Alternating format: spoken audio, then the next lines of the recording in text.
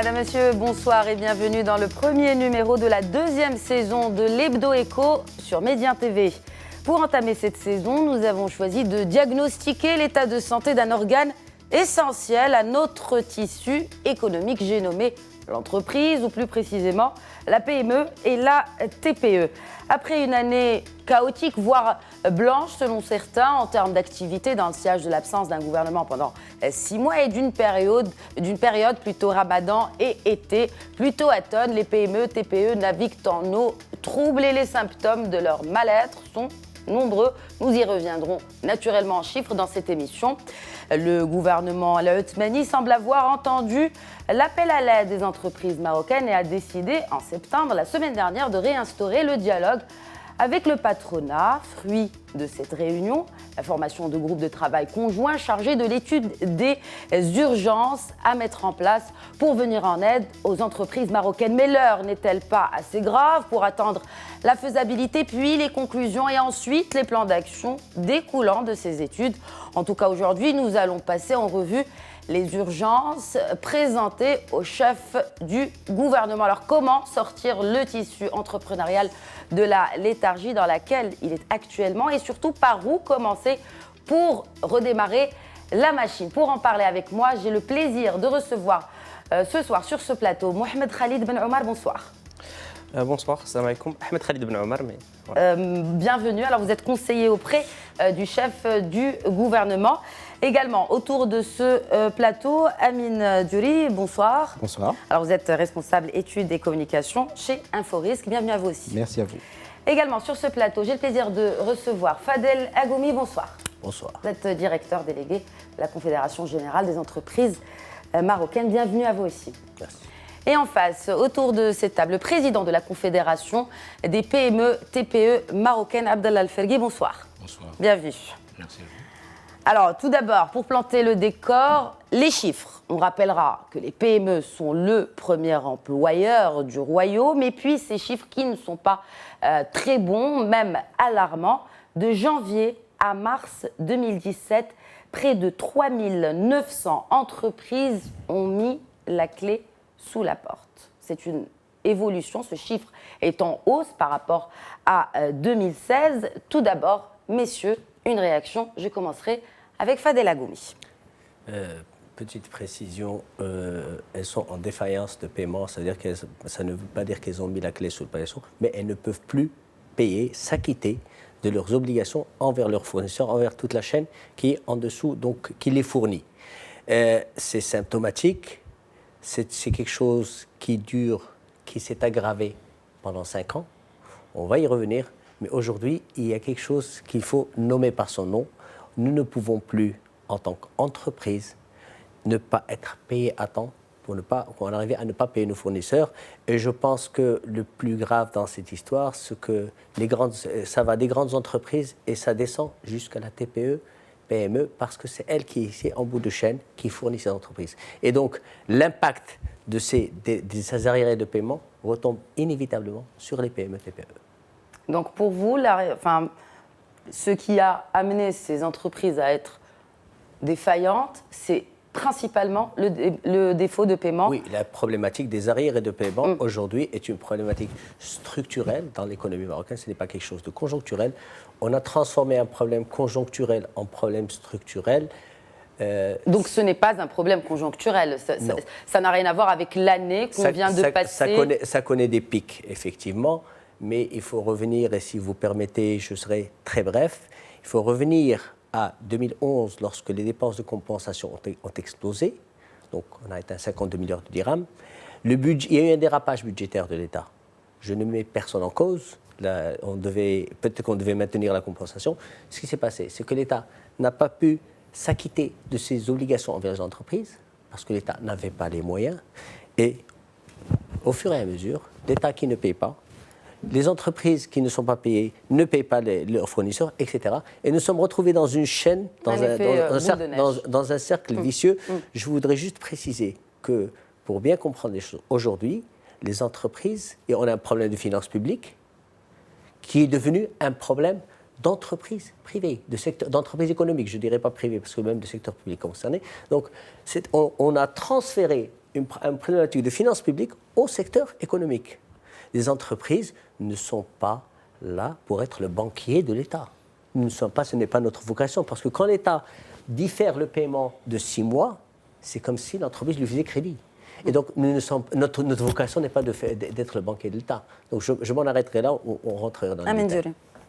Oui, effectivement. Pour moi, ce n'est pas une question c'est pas une problématique conjoncturelle. Effectivement, on voit que depuis 2010, une évolution quasi similaire de l'évolution des délais de paiement et des défaillances d'entreprises.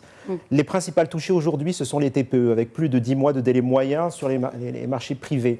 Et parallèlement à cela, on voit que les défaillances d'entreprises ont été multipliées par 3. Donc forcément, il est corrélé. Je citerai une statistique pour ça. 40% des défaillances d'entreprises sont liées à des retards de paiement. C'est prouvé statistiquement aujourd'hui. Donc effectivement, on voit que d'année en année, les défaillances d'entreprises augmentent. On a atteint, à la fin de l'année dernière, 7000 entreprises défaillantes. Alors effectivement, par défaillance d'entreprises, on parle d'entreprises qui sont soit en redressement judiciaire, c'est-à-dire qui ont de graves problèmes, qui ne sont pas encore mortes, mais qui sont en mauvaise situation. Celles qui sont en liquidation, c'est-à-dire qu'elles ont fermé. Très bien. La situation est celle-là. Maintenant, si on analyse les causes, il est évident que la cause première de ces défaillances d'entreprises, c'est les délais de paiement. Et on voit Mais pas que. Enfin, je veux dire, certes, selon la statistique que vous venez d'évoquer, 40% sont principalement à cause de ces délais de paiement, mais pas que. Il y a d'autres éléments. C'est quand même un facteur fortement explicatif. Oui, 40%, certainement. C'est quand même très impactant. Mais quelles sont les autres failles? Parce que, comme l'a rappelé M. Agoumi, ça ne date pas d'hier, ça date de 2011. Donc, c'est quelque chose qui se répète et qui pourrait même, disons-le, s'aggraver avec le temps. Peut-être quelque chose à ajouter, M. Ferguet? Oui, avec la crise mondiale à partir de 2009 jusqu'à maintenant, les TPE ont subi cette crise. Donc la crise a trop duré, mais les gouvernements qui ont succédé n'ont rien fait pour soulager cette crise. Il y a le manque de financement des TPE. Toutes les entreprises au Maroc ont leurs moyens de financement, à partir de micro-entreprises jusqu'aux grandes entreprises, sauf la TPE, il n'y a pas de financement. Donc les TPE n'ont pas de financement. On a provoqué pas mal de réunions avec les banques, avec la Banque Le Maghrib, avec pas mal d'organismes, pour les inciter à ce qu'ils encouragent le financement des TPE. Le problème du financement, c'est un problème grave. Aussi, c'est un problème qui ne date pas d'hier. Donc, c'est toujours la TPE, il n'était pas au centre d'intérêt des programmes gouvernementaux. Il y a, je citerai la stratégie de la TPE qui a été lancée en 2013, mais malheureusement, ça a resté lettre morte. Donc, on a du jour au lendemain, 2014, lancé la stratégie d'accélération industrielle destinée aux PME et non pas aux TPE. Donc on a laissé les TPE à part, malgré qu'ils ont subi la crise, qu'ils ont subi le changement au niveau de gouvernement. Il y a le blocage qui a amené à ce que les administrations ont tous fait référence au blocage pour retarder le paiement. Mais le problème, c'était le blocage, c'était le retard de paiement. 4 TPE parmi 10 font faillite à cause de retard de paiement. Mais il y a aussi le problème administratif. Il y a aussi les lois qui ne sont pas appliquées. Le quota de 20% destiné aux PME n'est pas applicable dans les régions, n'est pas applicable dans les budgets locaux. Donc, quelques ministères les appliquent, mais les autres n'appliquent pas ce quota pour soulager, pour encourager la TPE. Il y a pas mal. Donc, l'accès des TPE aussi aux commandes publiques, ce n'est pas donné à tout le monde d'avoir des commandes publiques. Vu la crise, vu le retard de paiement des secteurs privés, il n'y a pas un maillage entre grandes entreprises et TPE, donc ça manque ce dialogue entre l'administration, les grandes entreprises et les TPE. Donc ça, il n'y a pas on trouve dans d'autres pays, dans nos homologues confédérations et fédérations européennes d'autres pays, on trouve ce écosystème qui marche très bien entre le gouvernement, les grandes entreprises et les TPE. Mais alors justement, est-ce qu'aujourd'hui, on voit que l'eau coule à nouveau sous les ponts entre patronat et gouvernement, Khalid Ben Omar, comment voyez-vous la situation justement? Est-ce que la communication, déjà, elle est rétablie avec cette réunion tenue par le chef du gouvernement et la CGEM? Est-ce que je peux réagir déjà sur ce que vous avez dit? Naturellement, bien sûr. Alors déjà, la première chose que je voudrais dire dans ce qui a été discuté, bon, il y a un aspect que je partage, c'est la problématique des délais de paiement, ou plutôt des arriérés de paiement, qui est là, qui est une priorité pour le gouvernement, dans le programme du gouvernement, sur laquelle il y a un échange très, très constructif avec nos partenaires. Mais il y a aussi quelque chose que j'analyse d'une manière différente et qui, je pense, dépasse le cadre un peu politique ou des politiques publiques. Vous dites que les défaillances d'entreprise sont problématiques. Effectivement, elles sont problématiques quand elles sont liées à des problèmes qui sont liés, par exemple, au délai de paiement. Mais vous savez, dans d'autres pays, on crée 3-4 entreprises avant de réussir à avoir une entreprise qui marche. Et c'est tout à fait normal. Je prends le cas des États-Unis. Bien sûr. On a des gens qui sont serial entrepreneurs et c'est un apprentissage. Donc déjà, l'échec dans une entreprise qui a moins de 3 ans, c'est pour ça qu'il faut affiner les statistiques, n'est pas celui d'une entreprise qui a 10 ou 15 ans ou 20 ans. Donc ça, c'est une première nuance qu'il faut faire. Si on prend nos statistiques, effectivement, il y a un problème, mais par rapport à des pays développés, qui ont un tissu entrepreneurial qui est beaucoup plus consistant, par exemple la France, vous savez, il y a 50 000 défaillances de PME par an. Donc ce que je voudrais dire ici, c'est qu'il faut qu'on règle le problème qui est lié effectivement à ces contraintes structurelles qui pèsent sur l'entreprise, mais quand il s'agit d'une opération naturelle qui vise en fait à écrémer, à améliorer notre tissu entrepreneurial, je pense qu'il ne faut pas trop s'en alarmer et que c'est tout à fait normal. Je prends mon expérience personnelle, à une autre époque, à un autre moment, j'ai pensé à créer des entreprises, des échecs, des réussites, c'est tout à fait normal. Du moment qu'il n'y a pas un coût qui pèse sur la personne ou sur la société ou qu'il n'y a pas des problèmes après, je dirais, qui s'accumulent, je pense que ce n'est pas plus mal. Et ça permet à notre tissu entrepreneurial aujourd'hui d'être compétitif. Si on prend par exemple la Tunisie, malgré toutes les difficultés qu'elle a, on voit qu'il y a une régénération des startups, change de métier, change de secteur. Et je pense que c'est quand même un angle d'attaque qui est intéressant et je pense que l'État doit jouer un rôle pour accompagner les gens qui veulent aller vers des secteurs créateurs de richesse et des secteurs porteurs. Mais effectivement, je partage avec mes collègues, effectivement, c'est un problème. C'est un problème qui est là depuis longtemps. Il y a la réalité des chiffres, mais il y a aussi quelque chose qui est très important qu'on n'a pas évoqué, c'est qu'il y a aussi une culture dans le secteur public et privé. C'est quoi cette culture qui est différente? Aujourd'hui, vous prenez quelqu'un qui a construit pour l'État ou pour une entreprise privée un immeuble, une entreprise. Le fonctionnaire ou la personne qui est en charge de la réception, parfois l'a fait traîner pendant 1 année et demie. Et ça, c'est aucun texte de loi qui peut régler ça. C'est les moubellettes, c'est les personnes qui considèrent que c'est tout à fait normal, que voilà, qu'il n'est pas dans une position de sentir un stress par rapport à ça et que c'est normal que les choses prennent leur temps. Il n'y a pas cette motivation, cette sensation d'avoir en fait une dette en tant qu'individu. On dit que c'est la dette de l'État ou que c'est la dette d'une entreprise, c'est pas grave, elle sera réglée en temps voulu. Et il n'y a pas en arabe, je ne sais pas comment on peut dire ça, il n'y a pas cette envie, ce souci de porter en soi les difficultés d'entreprise. Et ça, c'est un vrai problème. On l'a d'ailleurs, je pense, évoqué l'autre jour, ces réceptions qui prennent 1 année, 2 années, 3 années, parfois même 10 ans. J'ai vu des dossiers de réception qui prennent 10 ans, ça existe, dans le public et dans le privé. Et souvent, ils existent, même s'il y a un cadre légal. C'est pour ça que je veux dire aux collègues que le cadre réglementaire ou le cadre légal, c'est vrai, le cadre réglementaire et la mise, et la mise en œuvre de ces lois finalement sur le terrain, il y a une grande différence. Je voudrais juste attirer votre attention sur ça. Mais permettez-moi de rebondir sur ce que vient de dire M. Ben Omar. Il renverse de manière très adroite la problématique. Certes, effectivement, c'est lié à la régénération du tissu économique, c'est une chose qui est importante. La défaillance en tant que telle, si on la regarde comme un indicateur, n'est pas explicative de tout. Derrière, il y a une problématique qui est celle des délais de paiement. Mais si je rentre dans votre idée, qui est celle des créations d'entreprises, effectivement, il y a une dynamique de création d'entreprises au Maroc, ça c'est un fait. Mais ce qu'il faut regarder derrière, c'est le taux de survie après quelques années. Et là, on a un vrai problème après 5 ans, si on se compare par rapport à la France. Il faut affiner les chiffres. Donc est-ce qu'on reste, Amine Djouri, parce que c'est votre spécialité, est-ce qu'on reste sur cette période effectivement d'affiner les chiffres, comme vous le dites, d'une durée de vie de 3 ans où on va dire la société, l'entreprise va décoller, ou après 5 ans où l'entreprise est bien installée, Qu'est-ce qu'il y a après? Alors, La problématique existe dans tous les cas. Oui, la problématique existe dans tous les cas, mais je veux dire une chose, c'est qu'on se retrouve toujours face au même problème. C'est-à-dire qu'après 5 ans, le taux de survie des entreprises créées au Maroc est relativement bas. C'est-à-dire qu'on se retrouve à moins de 50%, selon une étude qu'on avait faite. En France, par exemple, si on prend la moyenne, selon des chiffres de l'INSEE, si on prend la moyenne de taux de survie, on est à plus de 67%.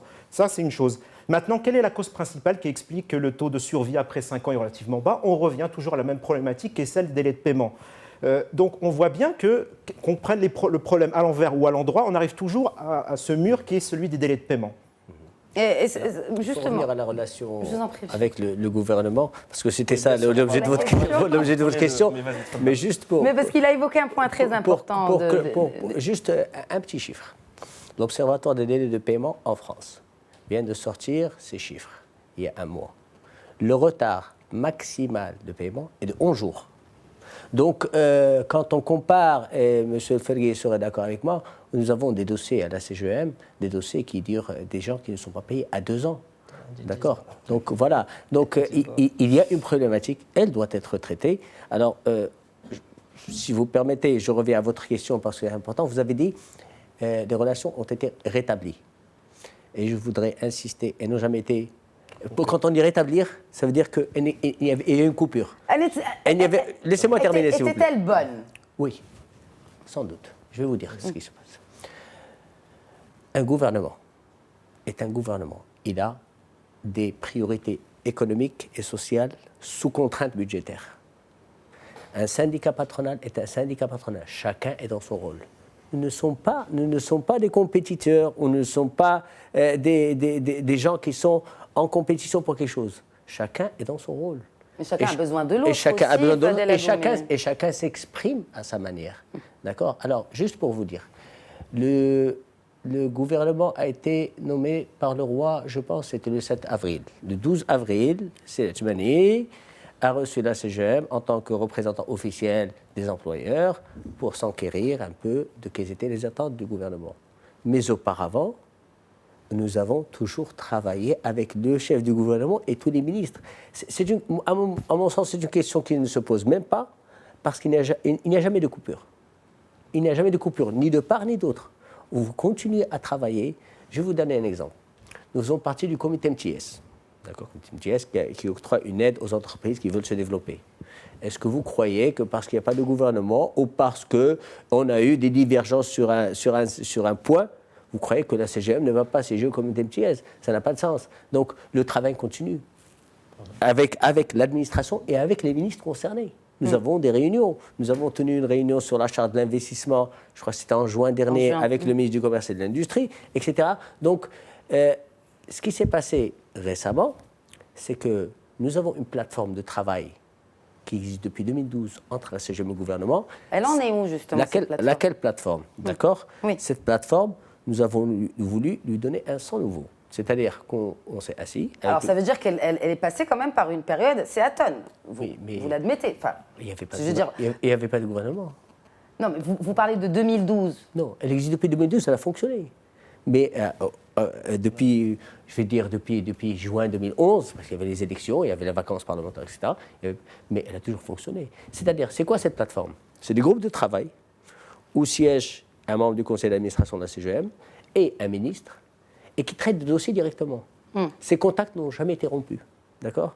Alors, on vient avec un nouveau gouvernement, lequel nouveau gouvernement a une orientation politique et économique, et dit, messieurs, installons-nous, quels sont les chantiers que l'on va traiter. Voilà, c'est ça le... Donc, dire rétabli, non, il n'y a pas de rétablissement, parce qu'il n'y a jamais eu de non-établissement. Il n'y a jamais eu de période... Je dis que l'eau coule à nouveau sous les ponts. Après, effectivement, si vous dites qu'elle n'a jamais arrêté de couler, c'est... Je vais faire une petite métaphore. L'eau ne coule pas à nouveau sous les ponts, c'est que parfois c'est un torrent, parfois c'est un ruisseau en fonction de la conjoncture politique. De la conjoncture. Donc, vous admettez quand même que, effectivement, sans gouvernement, vous avez eu du mal quand même à mettre en place... ça a eu un impact sur l'entreprise marocaine, cette période de 6 mois sans gouvernement, Fadel Agoumi. Je vais vous répondre de manière très précise. Oui, ça a eu un impact. Mais pendant ce temps, regardez le taux de croissance de l'économie qui est prévu cette année. D'accord? Et si l'absence de gouvernement signifie arrêt de l'économie? Non. L'absence de gouvernement signifie, et je vais laisser mes confrères aussi commenter là-dessus, signifie que certaines lois et réglementations ne sont pas activées du circuit législatif. Le circuit réglementaire signifie aussi que vous avez une administration qui est en attente et donc les 189 milliards de dirhams d'investissement public qui sont prévus ne sont pas activés alors que l'administration pouvait les activer. Ils avaient la latitude pour l'activer. Mais il y a certains projets qui dépendent d'une décision politique. Donc, impact, oui, il y a eu, mais arrêt de l'économie, non. Non, certainement voilà. pas. C'est dommageable, mais il faut se retourner vers le futur. Après, je passe à Mendiol. Oui, je vais retourner sur le cas des TPE qui, après 5 ans, ou bien les PME, après 5 ans, ils ferment ou bien ils déposent leur bilan. Donc, pour nous, la cause, c'est dans ces pays, comme vous avez cité la France. Donc, la France, ils accompagnent le développement des TPE-PME. Vous savez comme moi, la TPE, la PME, s'il arrive à 5 ans, 6 ans, s'il ne développe pas, il va mourir, donc il va sortir. Donc, au Maroc, nous n'avons pas d'accompagnement, il n'y a pas d'accompagnement pour les TPE-PME. Donc, surtout dans les régions. Je parle pas de l'axe Rabat-Casa, mais je parle de toutes les régions du Maroc. Il n'y a pas d'accompagnement. Et nous avons, lors de nos dernières rencontres avec les ministères et avec même le ministre Moulay Hafid Alami, de les inciter à avoir des antennes de Maroc PME dans les régions. Ça n'a pas de sens qu'une TPE se déplace de l'Ayoun, je ne sais pas, de Oujda, de n'importe où, pour déposer un dossier de subvention ou quelque à Rabat. Donc ça, c'est illogique pour nous. Donc se déplacer, aller venir, on sait que les procédures administratives sont très lentes. Donc aller venir pour avoir une subvention sur, je cite n'importe quoi, donc le programme FITER, je ne sais pas, autre. Donc Moussanada, nos TPE-PME, ils ont démarré leur procédure, mais arrivé au milieu, ils ont abandonné à cause d'aller venir au centre à Rabat pour déposer, pour avoir les documents et ainsi de suite. Et je reviens sur le sujet de blocage de ces derniers gouvernements. Il a infecté les TPE. Donc, dans les régions, on a senti très fort le blocage. De quel impact parlez-vous exactement? Si vous pouvez nous donner des exemples concrets pour que nos téléspectateurs puissent avoir une image claire. Je vous donne des exemples. Par exemple, les délais de paiement se sont augmentés de cause les fonctionnaires, ils font excuse à travers il n'y a pas le gouvernement, il y a le retard, il n'y a pas de ministre et ainsi de suite. Donc, même si au niveau administratif, au niveau gouvernemental, tout le circuit, l'économie marche, mais dans les régions, les fonctionnaires, parfois, ils tablent sur ce problème-là pour retarder les paiements pour avoir. Et on a des cas très alarmants dans les régions entre patrons et fonctionnaires qui avaient des cas très graves dans les régions. Je peux vous citer le cas de Tanger, de Wilaya de Tanger, je peux vous citer le cas de Salé, je peux vous citer le cas de Khribga, ainsi de suite. Alors, Monsieur Agoumi, vous avez évoqué un point très intéressant, c'est celui de la reprise de cette croissance. On évoque un chiffre très intéressant pour 2017, 4%. Est-ce que c'est un bon indicateur pour les entreprises, Mendiol? Alors, c'est un bon chiffre si on le regarde tel quel. Après, il faut relativiser ce taux, parce que déjà, on était à 1% l'année dernière. On est en train de rattraper cet effet retard. On sait aussi que l'évolution du PIB est aussi fortement dépendante du taux de pluviométrie au Maroc. Donc ça, c'est une autre chose. Par ailleurs, par rapport aux dernières données de Banque du Maroc, le taux de croissance prévu pour l'année prochaine serait ramené à presque 3%, donc on verrait une baisse.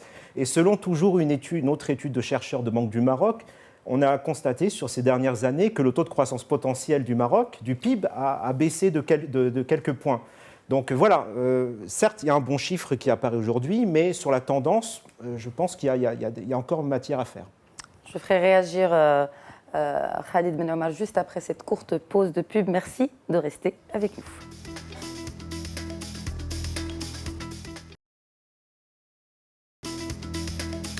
Bonsoir et bienvenue à nouveau à ce numéro de l'Hebdo Éco que nous consacrons aux TPE, PME marocaines. Quelle rentrée s'annonce pour nos entreprises?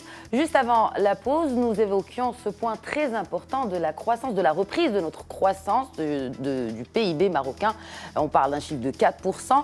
Amine Duri, vous estimez que l'impact serait limité. Je voudrais faire réagir Ahmed Khalid Ben Omar sur ce point en particulier. Je voudrais juste quand même dire un mot sur la relation avec nos partenaires que sont la CGM et la Confédération donc, des PME, TPE. Il faut savoir que c'est une relation qui est partenariale. On n'a pas le choix d'avoir une autre relation. Ça, c'est très important parce que dans un pays comme le Maroc, avec autant d'enjeux sur la compétitivité, sur les réformes que nous sommes en train de faire sur l'éducation, etc., on ne peut pas se permettre d'avoir une relation qui n'est pas le partenariat. Et je voudrais juste attirer votre attention, si le Maroc réussit à s'en sortir plus ou moins bien par rapport aux pays de la région, c'est justement parce qu'on a cette logique qu'on essaye de mettre en place, autant que faire se peut, de partenariat. Et il y a une chose qui est importante, c'est que si on n'a pas il y a des études qui disent qu'aujourd'hui, s'il y a un problème, un déficit de coordination, rien qu'un déficit de coordination, au niveau politique et économique, on perd 1 point de croissance au Maroc directement. Et donc c'est vraiment important de comprendre cette relation et de l'imaginer dans une logique de partenariat où les avis peuvent être différents, il n'y a aucun souci pour ça, et où on travaille ensemble. Ça, c'est le premier point. Le deuxième point dans cette relation, c'est la confiance. Je voudrais juste dire un mot sur ça. Tout ce que vous avez dit, moi je pense qu'il est lié à la confiance qu'on a. Même les délais de paiement, si dans un pays les règles sont claires et si les gens savent quand est-ce qu'ils vont être payés, il n'y aurait pas eu de problème. Les gens, pourquoi ils ferment leur entreprise? Parce qu'un jour, on leur dit on va vous payer dans une semaine. On a tous vécu ces situations, les gens qui sont dans l'administration, dans le privé, et ça prend 1 année, ça prend 2 années. Moi, je vous ai dit, il y a des cas pour réceptionner un projet, ça a pris 10 ans pour un certain nombre de problèmes. Maintenant, pour l'année 2017, moi, je pense qu'il y a deux choses qu'il faudrait préciser. La première, c'est que le taux de croissance, ça reste un indicateur très positif.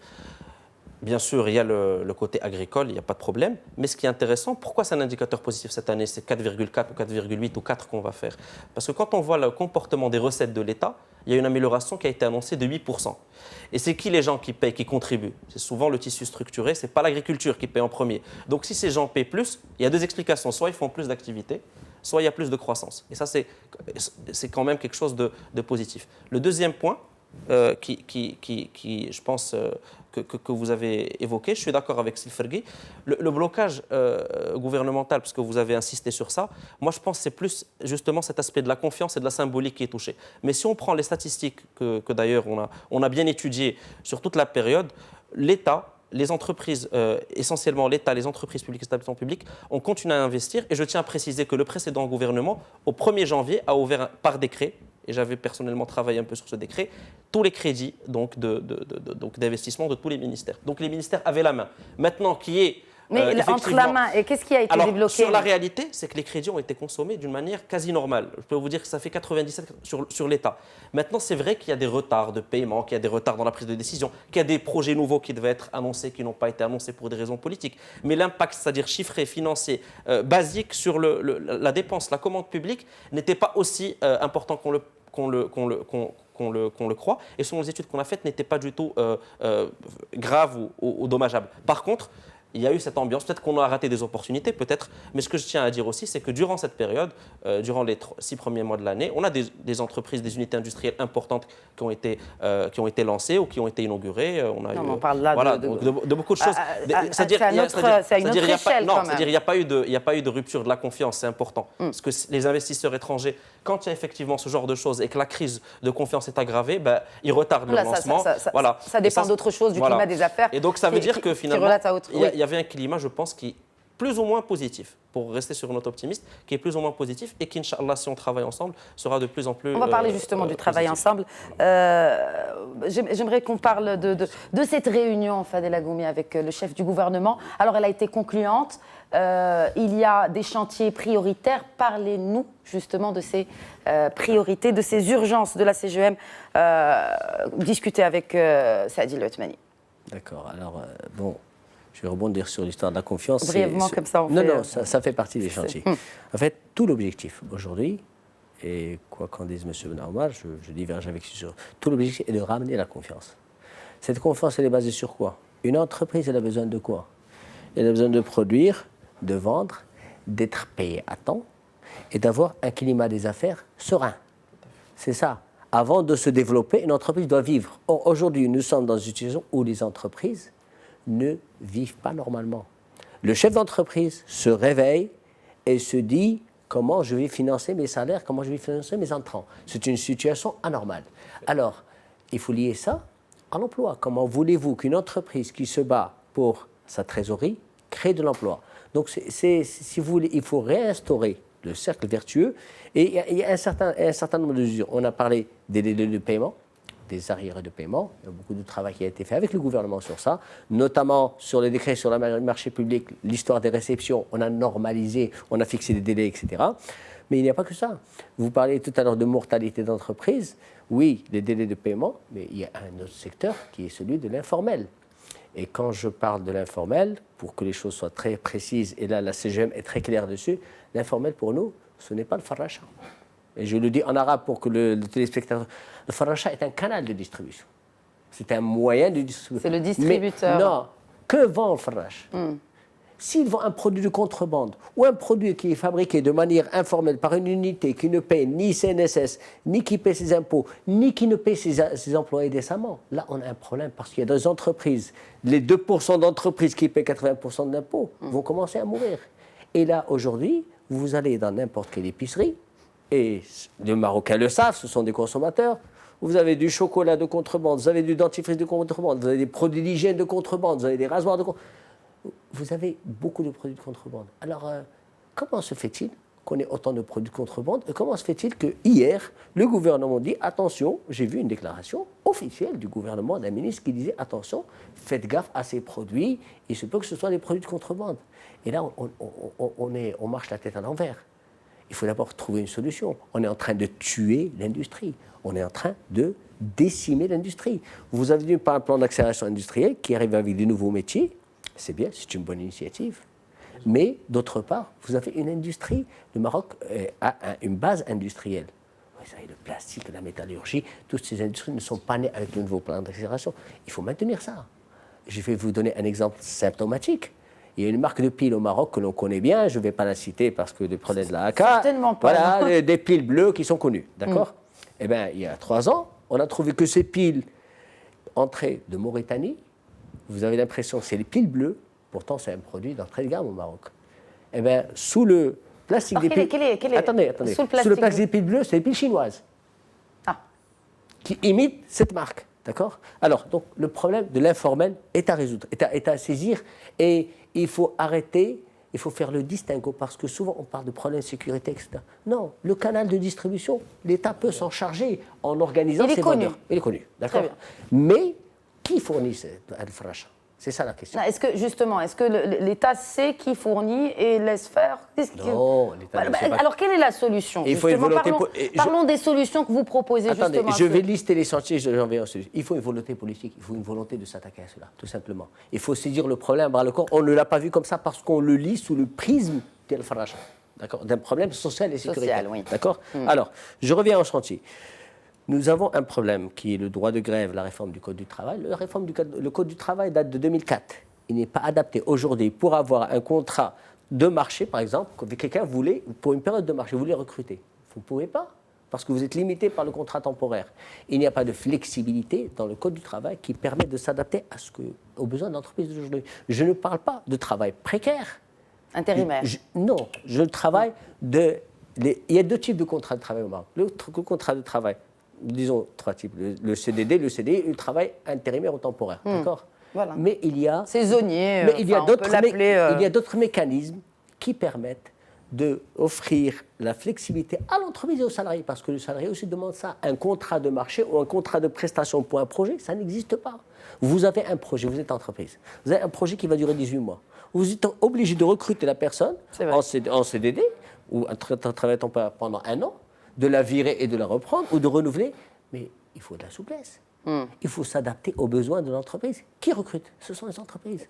D'accord? Je pense que c'est ce qui marche dans d'autres pays aussi. Bon, oui, après, il y a la pression aussi syndicale. Oui, la pression, c'est dans l'intérêt. N'est-ce pas, monsieur Benamal? C'est dans l'intérêt de l'emploi. C'est dans l'intérêt de l'emploi. Les syndicats ne sont pas contre, croyez-moi, parce qu'on a une belle relation avec eux et ils ne sont pas contre, mais il faut trouver le bon mécanisme. Autre chantier. avoir un capital humain qui puisse se former. Je parle de formation professionnelle. Aujourd'hui, les entreprises payent 2,3 milliards de dirhams par an au titre de la taxe de la formation professionnelle. À peine 1000 entreprises forment leurs salariés. On consomme 50 millions de dirhams sur une enveloppe qui nous est dédiée de 700 millions de dirhams. Il y a un problème. Il y a un problème. Si vous n'arrivez pas à former vos salariés, vous avez un problème de compétitivité. Voilà. Alors, aux autres chantiers, vraiment brièvement, Fadel Agoumi. Une administration réactive au service de l'entreprise, je pense qu'on en a parlé, le dernier discours du roi est assez éloquent dessus. Il faut résoudre la problématique parce que ce qui se passe aujourd'hui, c'est pas vous avez un problème. Vous n'avez pas affaire au gouvernement quand vous êtes tous les jours en train de traiter vous avez des problèmes d'autorisation. Tout ça, c'est l'administration qui est en bas, y compris l'administration et surtout l'administration communale, les collectivités territoriales. Voilà. Cinquième point est très important. Aujourd'hui, l'État dépense 189 milliards de dirhams en investissement public. La dépense effective est de 136, c'est 70% ou 65%. À quoi sert l'investissement public? Il faut poser la question. Aujourd'hui, les rapports de la Banque mondiale et de l'OCDE vous disent quel est l'impact en termes d'emploi. Mais est-ce que c'est un bon point, justement, cette dépendance par rapport à l'investissement public? Est-ce que c'est bien pour notre entreprise? Khalid Ben Omar, je vais vous interrompre. On va revenir aux autres points, Fadel Agoumi. Est-ce que c'est sain? Écoutez, je vais répondre à cette question en partant de ces études de l'OCDE, notamment sur l'investissement public au Maroc. Ce qui est intéressant, c'est que pourquoi on a besoin de croissance pour un pays comme le Maroc? On a besoin pour créer de l'emploi, pour combattre le chomage. C'est à ça, en fait, que ça sert de créer. Voilà, c'est que les gens, qu'il y ait un bien-être social et qu'il y ait de l'emploi. Donc ça, c'est l'objectif de base. Maintenant, les études qui sont de l'OCDE, ils montrent que la tendance au Maroc, depuis maintenant presque à peu près une vingtaine d'années, c'est qu'on investit beaucoup plus que les pays qui sont comparables à nous. On investit 31% du PIB. Et notre record, c'est-à-dire notre indice de rendement de l'investissement public, est vraiment à un niveau qui est très alarmant. Donc il y a une étude qui a été faite sur ça. Et une des choses qui permet justement d'améliorer la situation, c'est déjà de considérer cet investissement public comme un levier économique.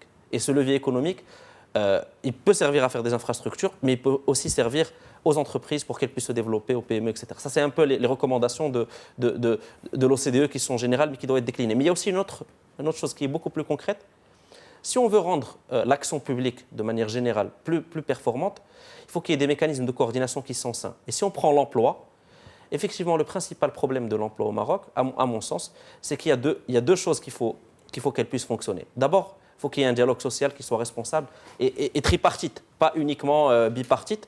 On se trompe souvent, on pense que le dialogue social est entre l'État et les syndicats. Non, c'est un dialogue tripartite entre des partenaires qui ont le même objectif. Dans certains pays, d'ailleurs, dans beaucoup de pays, pour ne pas dire la majorité des pays, l'État n'est pas dans le dialogue social. C'est le patronat et les syndicats. Donc déjà, il faut qu'il y ait un dialogue. Et un dialogue qui arrive à des choses concrètes. Le deuxième grand chantier aussi au niveau de l'emploi, c'est qu'il faut une vision globale, une vision coordonnée, nationale et territoriale, pour que les régions jouent le rôle. Et là, une des choses qui est positive qu'a fait le gouvernement, c'est de réactiver la stratégie nationale de l'emploi, qui vise déjà à relier, et on ne le faisait pas systématiquement au Maroc, la politique éducative, l'offre de formation et la formation professionnelle à l'emploi. Parce que souvent, les entreprises, qu'est-ce qu'elles disent? Elles disent, je n'ai pas dans mon bassin de proximité, je n'ai pas les qualifications qu'il faut. Et je les ramène d'ailleurs. C'est Fergué, il est à Tanger, il sait très bien de quoi je parle. C'est souvent des gens qu'on ramène d'ailleurs parce qu'on n'arrive pas à trouver là où on est les ressources humaines qu'il faut. Et ça, c'est un chantier très important. Le dernier chantier aussi qui est important, et c'est vraiment quelque chose qui est aussi important que l'investissement public, c'est les procédures, sa simplification.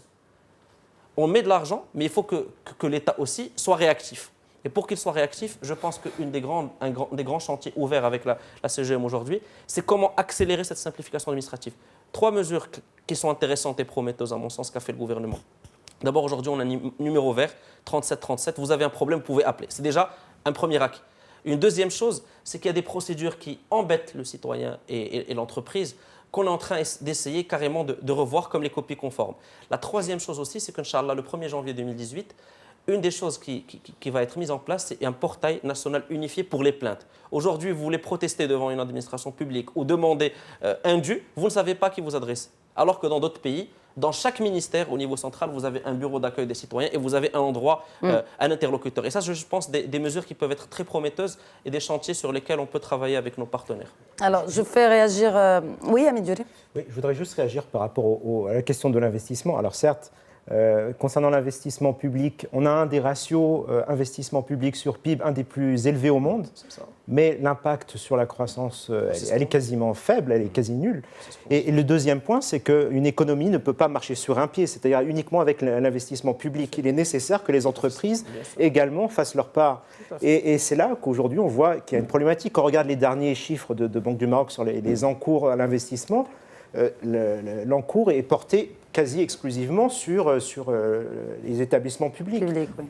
Donc on voit bien que malgré les efforts qui sont faits par l'État, notamment avec la mise en place de programmes comme IMTIAS par exemple, qui visent à faciliter justement l'investissement de l'entreprise, ça n'a pas pris, ça ne marche pas encore suffisamment, ça n'aide pas suffisamment, ça n'impacte pas suffisamment en tout cas l'investissement global des entreprises. Abdallah Fadli. Moi, je vais revenir sur la confiance entre l'administration et la TPME, donc les TPE et les PME. Il faut impérativement instaurer une confiance entre l'administration et les TPME. Je vous citerai simplement deux organismes, la DGI et la CNSS. Donc les entreprises, ils ont beaucoup de problèmes avec la DGI et la CNSS. Pourquoi ? Parce qu'il n'y a pas une confiance entre les deux. Donc on a essayé d'organiser des réunions avec la DGI et la CNSS, mais des réunions qui n'ont pas abouti à des résultats. Pourquoi ? Parce qu'il n'y a pas une volonté politique pour aider ces TPME, pour les assister, pour les encourager. Et nous, lors de la réunion avec M. Saadil Othmani, le chef de gouvernement, donc on a demandé à ce qu'il y ait une amnistie au niveau, nous on demande qu'il y ait une amnistie dans la loi de finances 2018, qu'il y ait une amnistie pour les TPE, surtout les TPME, surtout les TPE. Pourquoi ? Parce que, nous au Maroc, on demande beaucoup de paperasse pour, je vous citerai par exemple, les commandes publiques. Pour accéder aux commandes publiques, il faut avoir l'attestation fiscale, avoir l'attestation de CNSS. D'autres pays ne demandent pas ces attestations. Avec le retard de paiement, avec les impayés des entreprises, ils se trouvent dans un sphère qui n'ont pas accès à ces documents. Alors, ils n'ont pas automatiquement, ils sont exclus des commandes publiques. Comment voulez-vous qu'ils payent leur arriéré s'ils ne sont pas, surtout les TPE, surtout les PME et les TPE qui tablent sur les commandes publiques? Alors, nous, on a demandé à ce que 2 ou 3 ans de déféré d'amnistie pour ces TPME qui sont menacées de faillite. Je peux vous citer un chiffre, 50 000 entreprises TPE sont menacées de faillite. 2017, le nombre a triplé, le nombre de faillites, M. Douéli peut me confirmer. Le nombre des faillites en 2015, c'était 5 180. On s'oriente, parce qu'il nous reste très peu de temps et j'aimerais bien qu'on clôt le débat sur les solutions, sur les perspectives à venir. Donc, vous avez évoqué un certain nombre de thèmes et de points urgents qui ont été discutés avec le chef du gouvernement. Il y a ce point de délai, c'est-à-dire que quelle est la prochaine étape ? On parle de délai de paiement, il y a des lois qui sont passées, mais qu'en est-il ? Les lois qui sont passées viennent solutionner le futur. Eh bien, quel est... Attendez, le futur, vous voyez le futur dans combien de temps ? Laissez-moi juste terminer. Dites-moi. Les lois solutionnent, les lois de l'appareil rétroactif, elles solutionnent ce qui va se passer dans le futur, enfin, les transactions futures. Il y a un stock d'arriérés qu'il faut apurer. Donc, premièrement, il faut donner de l'oxygène aux entreprises. Donc ça, c'est un des chantiers. Je vous ai cité les chantiers. Le deuxième sujet à traiter, c'est le droit de grève et le code du travail. Le troisième, c'est la problématique de l'informel, la formation professionnelle, la relation entreprise et administration et la commande publique. Alors, oui, quelles sont les prochaines étapes ? Nous avons constitué des groupes de travail avec le gouvernement, constitué, comme je disais, un ministre et un membre du conseil d'administration qui vont venir proposer des solutions aux chef du gouvernement et à la présidente de la CGM. Il y a un conseil conjoint qui se tient, etc. Donc, il faut donner à ce genre-là quelques semaines de travail. Je ne parle pas de mois, je ne parle pas d'années. Quelques semaines de travail pour apporter des solutions. Après, si vous permettez, je rebondis sur l'histoire des procédures administratives, etc. Il faut digitaliser au maximum et il faut, premièrement, que ces procédures soient affichées quelque part. Parce que vous allez chez cette commune, et vous allez chez cette commune, elle va vous dire, non, pour moi, la cheminée de votre usine doit faire 30 cm. L'autre va dire 40 cm. Ce n'est nulle part écrit, d'accord ? Alors, il faut qu'elle soit de ce qu'on appelle l'opposabilité des procédures, il faut qu'elle soit transparentes et opposables. D'abord qu'on les connaisse. Avant de les simplifier, on doit les connaître. On doit connaître à quelle sauce on va être mangé. Et il faut des délais après tout le travail. Voilà.